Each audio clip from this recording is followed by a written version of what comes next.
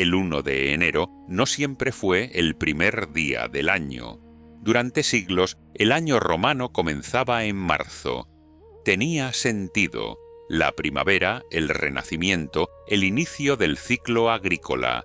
Marzo era el mes de Marte, dios de la guerra, y marcaba el momento en que los ejércitos podían volver a marchar. Pero algo cambió. Algo obligó al Senado de Roma a modificar su calendario, a mover el inicio del año 2 meses y medio hacia atrás, al frío enero. ¿Qué pudo ser tan importante como para alterar el tiempo mismo? La respuesta está en el centro de España, en unas tierras ásperas y frías que los romanos llamaban la última Celtiberia, en una ciudad pequeña de apenas 8.000 habitantes, que humilló a Roma durante 20 años. Numancia. Y los celtíberos, el pueblo mestizo que surgió cuando dos mundos se encontraron en el corazón de la península. Guerreros celtas del norte mezclados con íberos del Mediterráneo, una fusión genética y cultural que creó algo completamente nuevo, un pueblo tan feroz que Roma tuvo que cambiar su calendario para poder derrotarlo.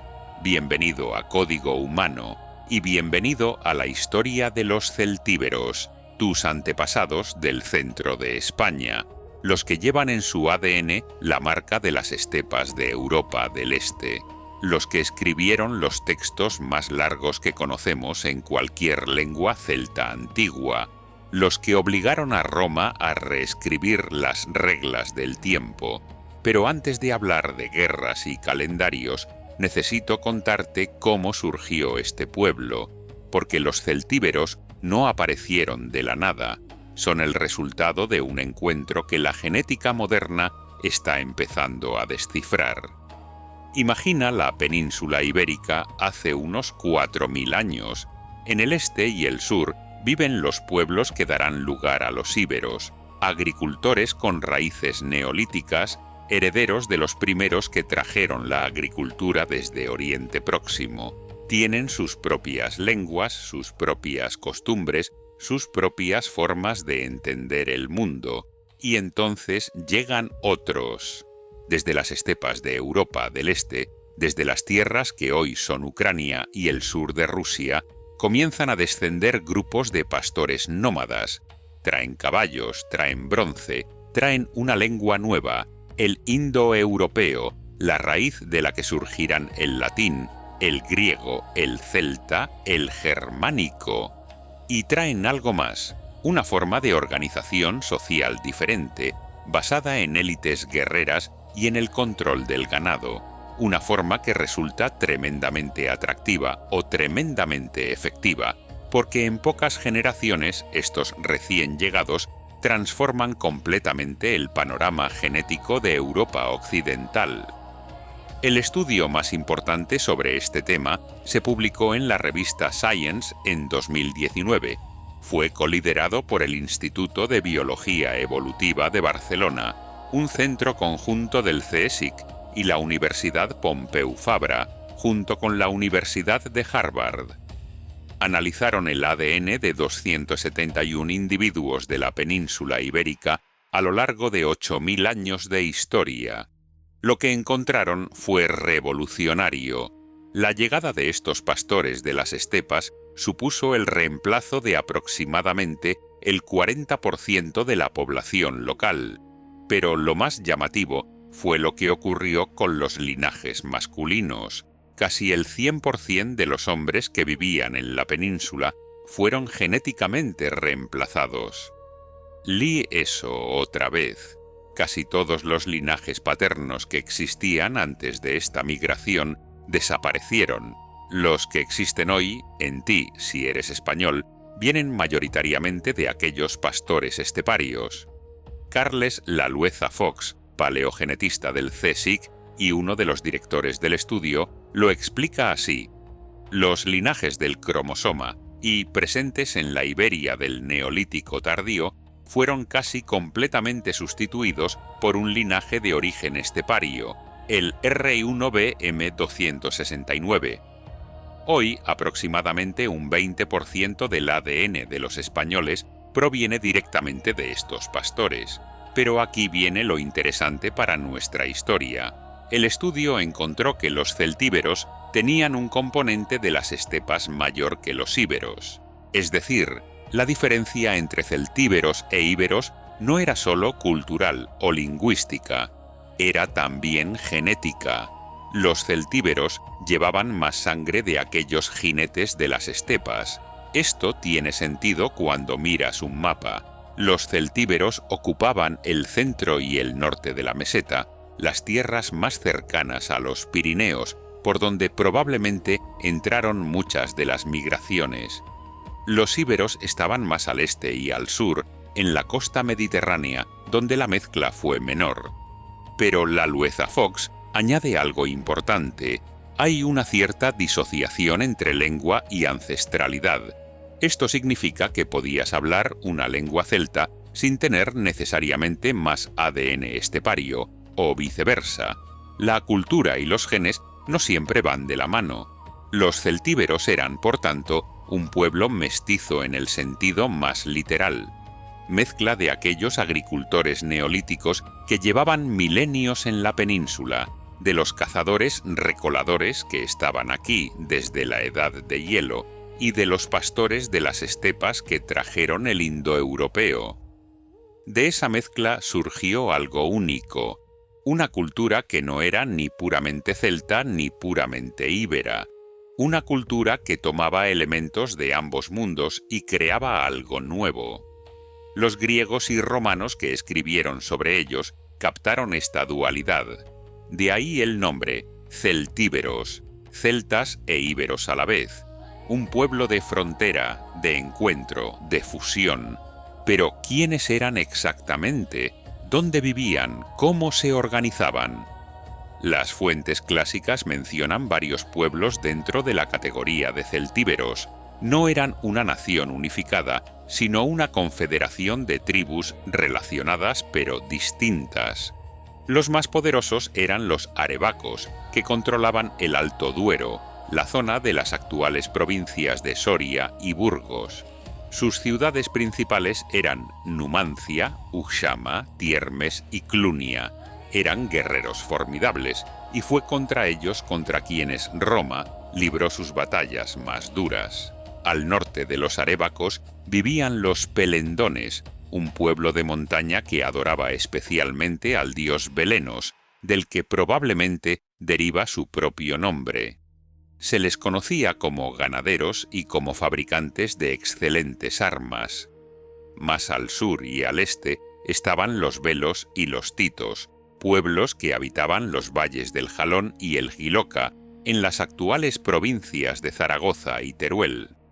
Su ciudad principal era Segeda, que jugaría un papel crucial en el inicio de las guerras con Roma, y finalmente los lusones, que vivían cerca del Ebro y que aparecen mencionados como vecinos de los numantinos.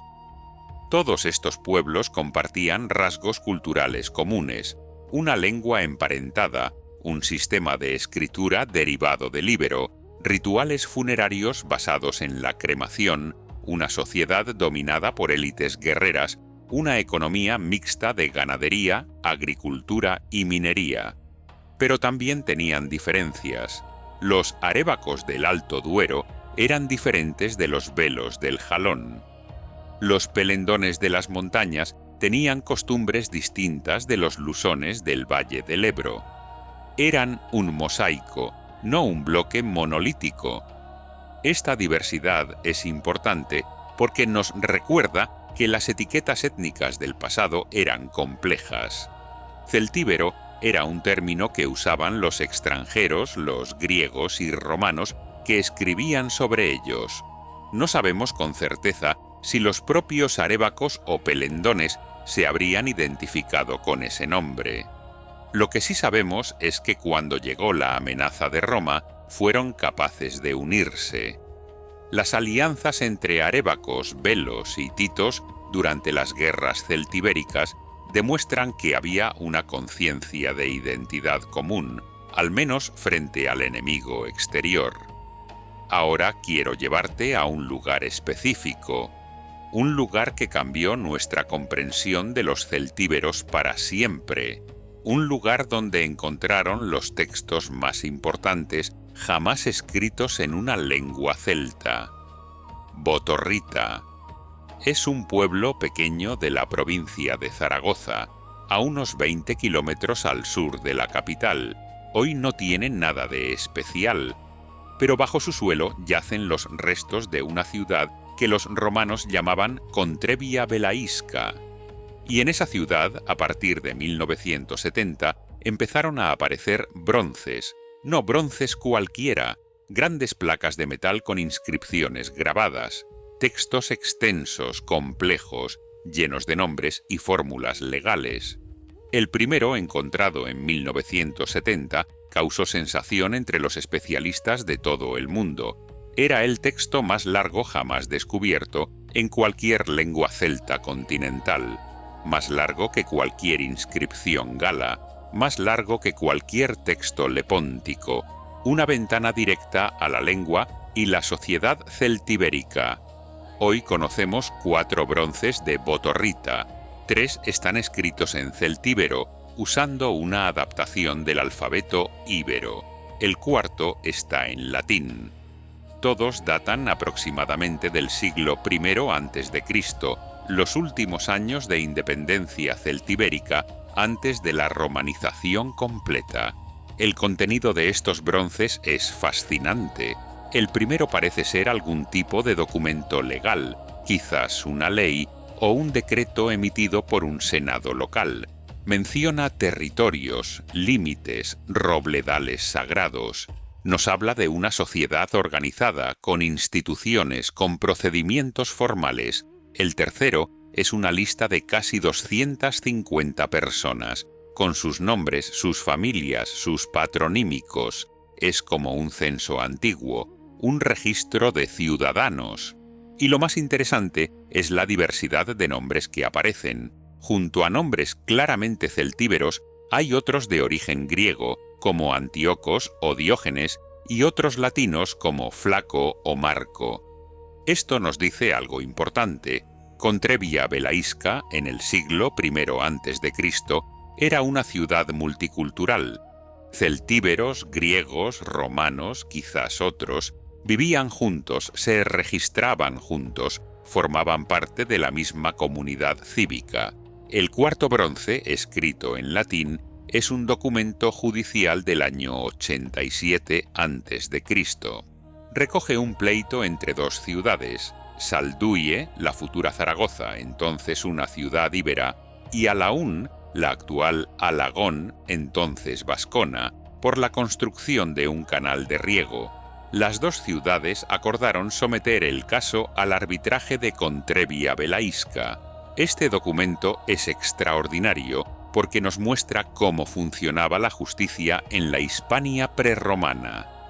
Ciudades de diferentes etnias, íberos, vascones y celtíberos, podían recurrir a un tribunal neutral para resolver sus disputas. Contrevia Velaisca tenía prestigio como sede de arbitraje, quizás precisamente por su posición fronteriza entre diferentes pueblos. Los bronces de Botorrita se conservan hoy en el Museo de Zaragoza. Si los visitas, estarás viendo los documentos más importantes que tenemos para entender a los celtas de la antigüedad, no los celtas de Irlanda o Escocia, que son mucho más tardíos. Los celtas originales, los celtas continentales, los que vivían antes de que Roma conquistara todo. Pero hay algo que necesito aclarar. A diferencia del íbero, que sigue sin descifrar, el celtíbero sí se puede leer y entender, al menos en gran medida. ¿Por qué? Porque el celtíbero es una lengua celta, emparentada con el galo, con el irlandés antiguo, con el galés. Los lingüistas pueden usar el conocimiento de estas lenguas relacionadas para descifrar el celtíbero. No es un aislado como el íbero o el euskera. Esto no significa que lo entendamos todo. Hay palabras oscuras, construcciones gramaticales debatidas, pasajes cuyo significado exacto sigue siendo incierto, pero podemos leer los nombres, identificar las fórmulas legales, entender la estructura general de los textos. Francisco Beltrán Lloris y Carlos Jordán, de la Universidad de Zaragoza, llevan décadas trabajando en estos documentos. El banco de datos Hesperia, mantenido por la Universidad Complutense de Madrid, recoge todas las inscripciones celtibéricas conocidas, cientos de textos en monedas, cerámicas, estelas funerarias, téseras de hospitalidad. Cada uno de estos textos es una voz del pasado, una voz de tus antepasados celtíberos, hablándote a través de los siglos. Pero ahora necesito llevarte a la guerra, porque la historia de los celtíberos no puede contarse sin hablar de su enfrentamiento con Roma. Un enfrentamiento que duró casi un siglo y que tuvo consecuencias que todavía nos afectan. Todo empezó por una muralla. En el año 154 a.C., los habitantes de Segeda, capital de los Velos, decidieron ampliar las fortificaciones de su ciudad. Querían construir una muralla nueva, más grande, que pudiera proteger a más gente. Desde el punto de vista de los segedenses, no estaban haciendo nada malo. Su ciudad había crecido, necesitaban más espacio, ampliar la muralla era lo lógico. Pero Roma lo vio de otra manera. 30 años antes, el general Tiberio Sempronio Graco había firmado un tratado de paz con los celtíberos. Ese tratado prohibía, entre otras cosas, la construcción de nuevas ciudades fortificadas. Los romanos argumentaron que ampliar la muralla de Segeda violaba el tratado. Los segedenses respondieron que el tratado prohibía ciudades nuevas, no ampliaciones de ciudades existentes. Segeda era una ciudad antigua, tenían derecho a mejorarla, no importó. Roma quería guerra. El Senado envió a uno de sus cónsules, Quinto Fulvio Nobilior, con un ejército de 30.000 hombres. Era una fuerza enorme para atacar una sola ciudad. Claramente, los romanos buscaban algo más que castigar a los segedenses. Querían conquistar toda la Celtiberia. Los habitantes de Segeda no tuvieron tiempo de terminar su muralla. Ante la llegada del ejército romano, abandonaron sus casas y huyeron hacia el norte, buscando refugio entre sus vecinos, los arebacos, y los arebacos los acogieron. Numancia abrió sus puertas a los refugiados de Segeda. Fue una decisión que cambiaría la historia. Los celtíberos unidos eligieron como jefe a un hombre llamado Caro, de Segeda. Reunieron un ejército de unos 20.000 infantes y 5.000 jinetes, mucho menos que los romanos, pero decididos a luchar. El 23 de agosto del año 153 a.C., los dos ejércitos se encontraron. Caro había preparado una emboscada. Conocía el terreno, sabía por dónde vendrían los romanos. Cuando las legiones pasaban por un desfiladero, los celtíberos cayeron sobre ellos. La batalla fue una masacre.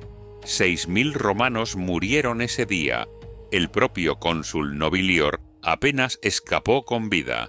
También murió Caro, persiguiendo a los romanos que huían. Pero su victoria fue total. Aquella fecha, el 23 de agosto, quedó grabada en la memoria romana. Era el día consagrado a Vulcano, dios del fuego y la forja. A partir de entonces, los romanos declararon ese día nefasto. Ningún general romano volvería a librar batalla el 23 de agosto, pero la consecuencia más importante vino después. El problema para Roma era que los cónsules tomaban posesión de su cargo en marzo y necesitaban tiempo para organizar sus tropas, viajar a Hispania y comenzar la campaña antes de que llegara el invierno. Con el calendario empezando en marzo, no había margen suficiente. La solución fue drástica: adelantar el inicio del año. A partir del año 153 a.C., el año romano comenzaría el 1 de enero. Los cónsules tomarían posesión ese día, tendrían enero y febrero para prepararse, y llegarían a Hispania justo cuando comenzara la temporada de campaña en primavera. Ese cambio se mantuvo. Cuando Julio César reformó el calendario un siglo después, conservó enero como primer mes, y así ha llegado hasta nosotros. Cada 1 de enero, cuando celebras el Año Nuevo, estás conmemorando, sin saberlo, una derrota romana ante los celtíberos. Pero la guerra no terminó con aquella victoria. Apenas comenzaba. Lo que siguió fueron 20 años de conflicto intermitente. Los romanos enviaban ejércitos, los celtíberos los derrotaban o los desgastaban, se firmaban paces que nadie cumplía, y todo volvía a empezar. Numancia se convirtió en el centro de la resistencia.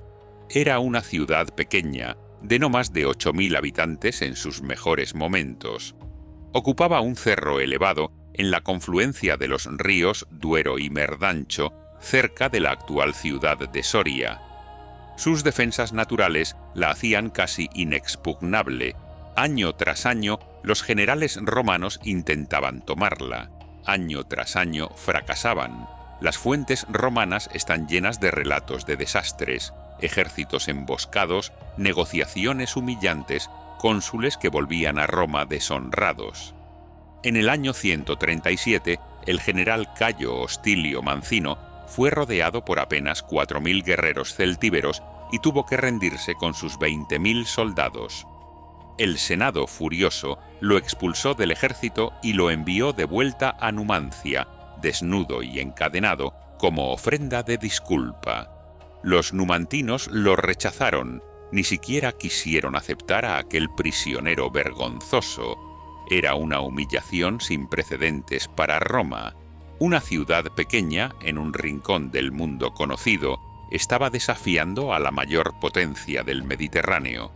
Finalmente, en el año 134, el Senado decidió enviar a su mejor general, Publio Cornelio Escipión Emiliano, el conquistador de Cartago, el hombre que había destruido la ciudad más poderosa del mundo antiguo.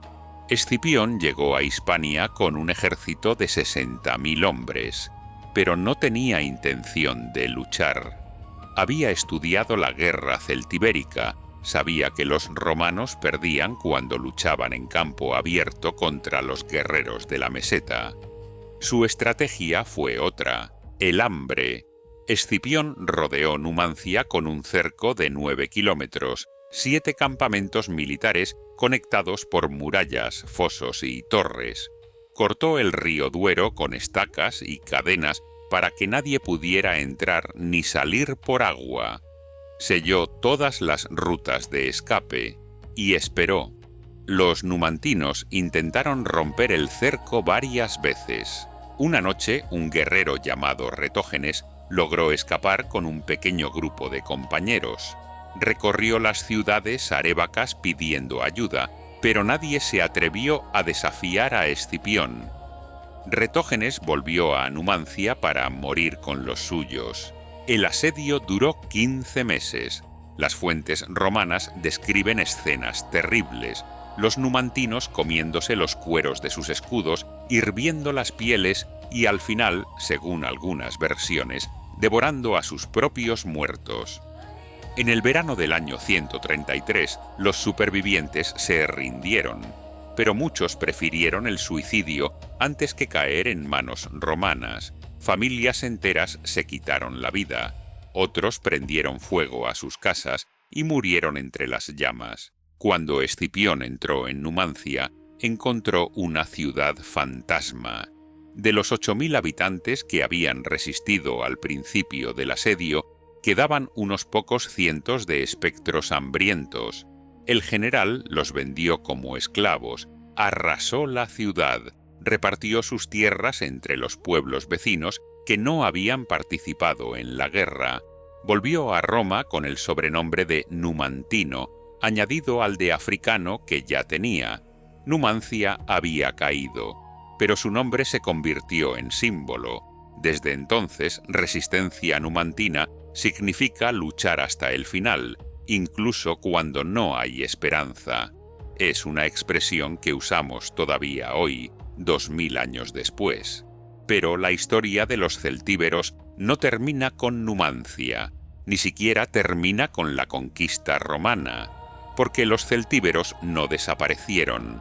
Se romanizaron, sí, adoptaron el latín, las costumbres romanas, la religión romana y después el cristianismo, pero sus genes siguieron ahí, su sangre siguió fluyendo de generación en generación, y aquí es donde la genética moderna nos ofrece una perspectiva fascinante. El estudio del CSIC y Harvard que mencioné antes analizó también lo que pasó después de la conquista romana y encontró algo sorprendente. Las invasiones posteriores, romanos, visigodos, árabes, dejaron relativamente poca huella genética. Los romanos que se establecieron en Hispania eran pocos en número. Trajeron su cultura, su lengua, sus leyes, pero no reemplazaron a la población local. Los hispanoromanos eran, genéticamente, los mismos celtíberos e íberos de antes, solo que hablando latín. Lo mismo pasó con los visigodos. Dejaron un legado político y cultural enorme, pero genéticamente eran una minoría que se diluyó rápidamente en la población local. Y lo mismo con los árabes y bereberes de Al-Ándalus. El estudio encontró que los individuos de época islámica en el sur de la península tenían un componente norteafricano cercano al 50%, pero en la población española actual ese componente es solo del 5%. ¿Qué pasó? La reconquista y la expulsión de los moriscos eliminaron casi por completo la huella genética norteafricana. Los que se quedaron, los conversos, eran pocos en comparación con la población cristiana que repobló el sur. El resultado es que el ADN de los españoles actuales es mayoritariamente el mismo ADN que tenían los celtíberos y los íberos hace 2000 años. Cuando te miras al espejo, estás viendo un rostro celtíbero, modificado por 2 milenios de pequeñas mezclas, sí, pero el sustrato básico, el componente mayoritario, viene de aquellos pueblos prerromanos. Eres heredero de Numancia, heredero de los guerreros que cambiaron el calendario, heredero de los escribas que grabaron los bronces de Botorrita. Esa herencia no te obliga a nada, no te hace más español ni menos español.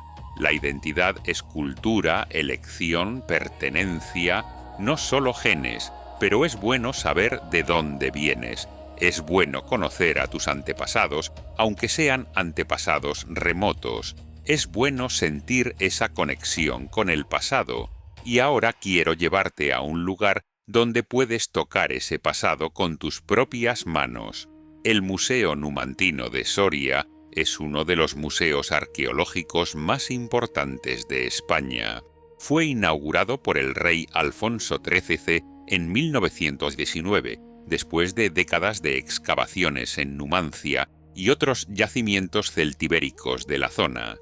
Si lo visitas, verás una de las colecciones de cerámica celtibérica más impresionantes del mundo, vasos pintados con escenas de guerreros, de caballos, de rituales, figuras humanas con extrañas máscaras, animales estilizados, patrones geométricos de una complejidad asombrosa. La cerámica de Numancia es única. Ninguna otra ciudad celtibérica produjo nada parecido. Los alfareros numantinos desarrollaron un estilo propio, inconfundible, que combina influencias íberas con elementos celtas y crea algo completamente original. Los colores son característicos: rojo ladrillo con decoración en negro, hecha con óxido de hierro. Los motivos más comunes son geométricos: espirales, círculos concéntricos, ajedrezados, esvásticas, cruces.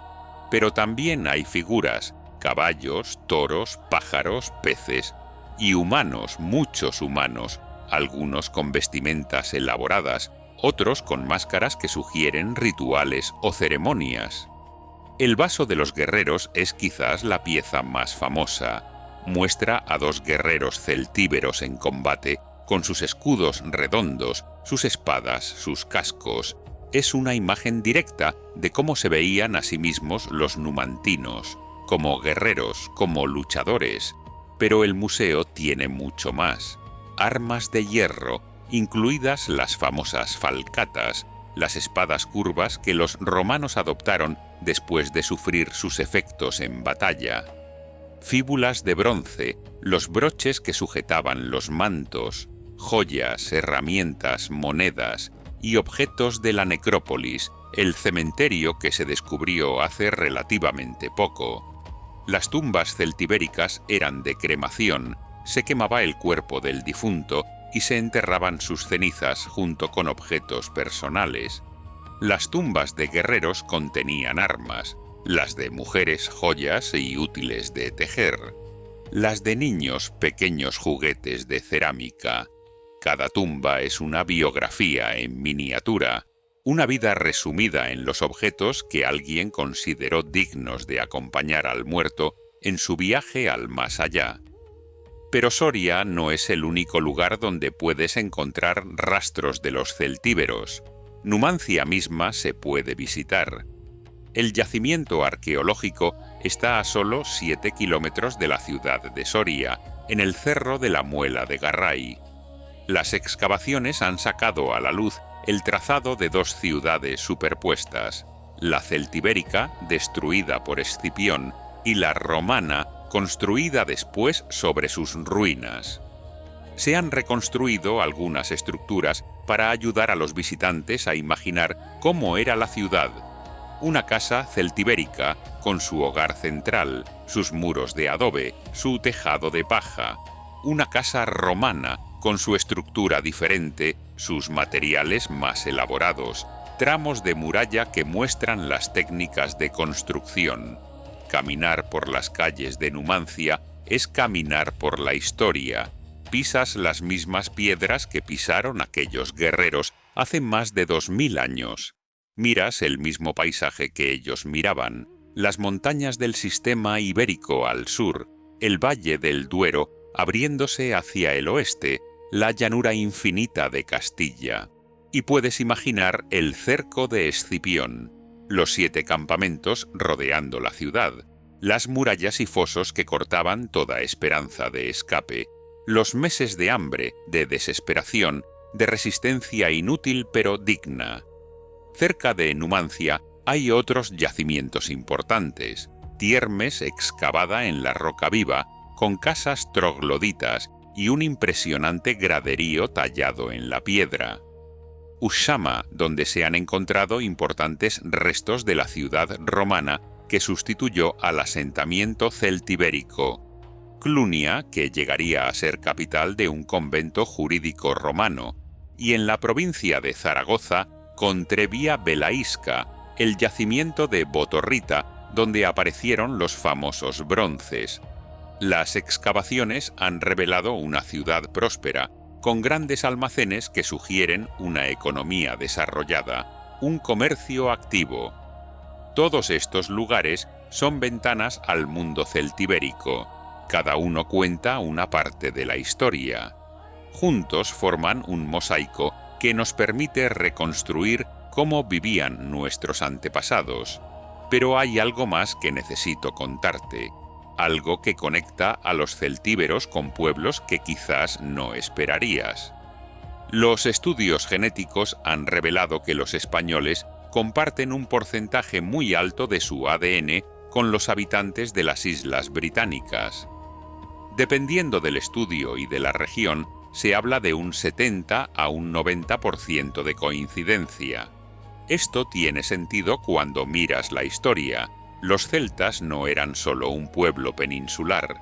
Ocupaban toda la Europa atlántica desde Galicia hasta Irlanda, desde Portugal hasta Escocia. Compartían una cultura, unas lenguas emparentadas y, al parecer, también un sustrato genético común. La migración de los pastores de las estepas, aquella que transformó la genética europea hace 4000 años, afectó a toda esta zona de manera similar. Los cromosomas Y de tipo R1b que dominan en España son los mismos que dominan en Irlanda, en Gales, en Bretaña.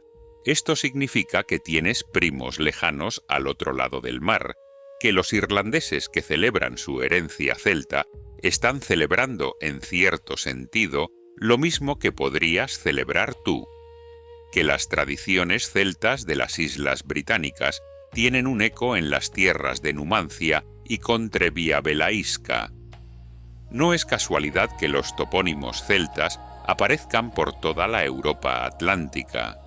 Palabras como Briga, que significa fortaleza, aparecen en Coimbra, Conimbriga en Segóbriga, pero también en lugares tan lejanos como Brigantes en el norte de Inglaterra.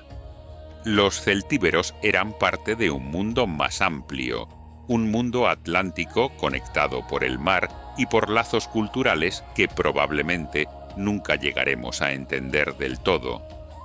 Antes de terminar, quiero hablarte de la religión de los celtíberos. Es un tema difícil, porque las fuentes son escasas y a menudo poco fiables, pero podemos reconstruir algunos aspectos. Los celtíberos adoraban a varios dioses, algunos compartidos con otros pueblos celtas, otros aparentemente locales. El más importante parece haber sido Lugh, el dios de la luz y el sol, que aparece en toda la Europa celta con nombres similares. Lugh en Irlanda, Lugus en la Galia. También veneraban a Epona, la diosa de los caballos, que tenía un papel especial en el culto a los muertos. Los celtíberos eran jinetes expertos y el caballo era un símbolo de estatus social. Las tumbas de los nobles incluían frecuentemente arreos de caballo. Las madres, eran diosas de la fertilidad que aparecían siempre en grupos de 3, reflejando la importancia del número 3 en la cosmología celta. Representaban la tierra nutricia, el destino, el ciclo de la vida. Cernunnos, el dios con cuernos de ciervo, era señor de los bosques y de la caza. Su imagen aparece en toda la Europa celta, desde el caldero de Gundestrup en Dinamarca hasta inscripciones en la Galia y la península. Los celtíberos tenían santuarios en lugares naturales, cuevas, montañas, bosques sagrados. Los bronces de Botorrita mencionan un robledal sagrado, Berkunetaka, que probablemente era un lugar de culto, y tenían un ritual funerario muy particular. Los guerreros que morían en combate eran expuestos a los buitres, que se comían su carne y, según la creencia, transportaban sus almas al cielo. Solo después de que los buitres hubieran hecho su trabajo, se recogían los huesos para la cremación. Esta práctica horrorizaba a griegos y romanos, que la consideraban bárbara, pero para los celtíberos era un honor supremo. Morir en batalla y ser llevado al cielo por los buitres sagrados era el mejor destino que un guerrero podía desear. Quizás eso explique parte de la ferocidad con que luchaban. No temían a la muerte, la buscaban si era una muerte digna. Y ahora la reflexión final. Los celtíberos fueron un pueblo extraordinario. Surgieron de la mezcla de 2 mundos, el Atlántico y el Mediterráneo, el celta y el íbero. Crearon una cultura propia, con su lengua, su escritura, su arte inconfundible. Desafiaron a Roma durante casi un siglo. Obligaron al mayor imperio del mundo antiguo a cambiar su calendario, a enviar a sus mejores generales, a sufrir humillaciones sin precedentes. Al final cayeron. Numancia fue destruida, sus habitantes muertos o esclavizados, pero su nombre sobrevivió como símbolo de resistencia, y sus genes, su sangre, siguió fluyendo. 2000 años después, siguen ahí, en ti si eres español, en tus cromosomas, en tu ADN mitocondrial, en los marcadores genéticos que los científicos del CSIC y Harvard han identificado. No eres solo romano, aunque hables una lengua derivada del latín. No eres solo visigodo, aunque lleves algún aporte de aquellos germanos. No eres solo árabe, aunque en el sur quede algún resto de Al-Ándalus.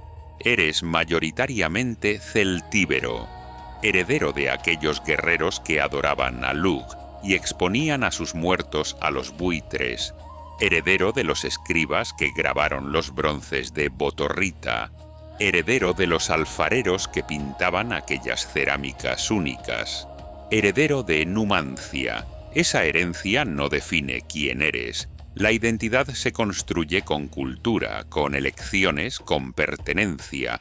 Puedes ser español sin saber nada de los celtíberos. Puedes no serlo aunque lleves su sangre. Pero conocer tu pasado te da perspectiva. Te recuerda que vienes de lejos, que eres el resultado de miles de años de historia, de mezclas, de encuentros, de supervivencia. Los celtíberos sobrevivieron a Roma. Su cultura desapareció, su lengua murió, sus dioses fueron olvidados. Pero su sangre sigue aquí. Y cada 1 de enero, cuando brindas por el Año Nuevo, estás celebrando, sin saberlo, a aquellos guerreros que obligaron a Roma a cambiar el calendario. Esta ha sido la historia de los celtíberos, el pueblo mestizo del centro de la península, los que mezclaron lo celta y lo íbero en algo nuevo, los que escribieron los textos más largos en cualquier lengua celta antigua, los que resistieron a Roma hasta la muerte, tus antepasados, tu herencia genética, tu sangre más antigua. Hasta el próximo episodio de Código Humano.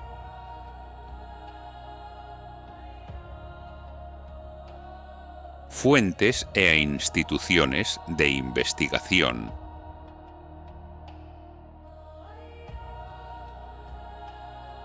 Genética y ADN antiguo, Instituto de Biología Evolutiva, IBE, Barcelona Centro Conjunto CSIC y Universidad Pompeu Fabra, Carles Lalueza Fox, director del Estudio Genómico de la Península Ibérica, Estudio Science 2019, Olalde et al.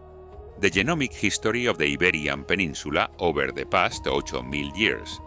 Hallazgo clave, mayor componente estepario en celtíberos que en íberos.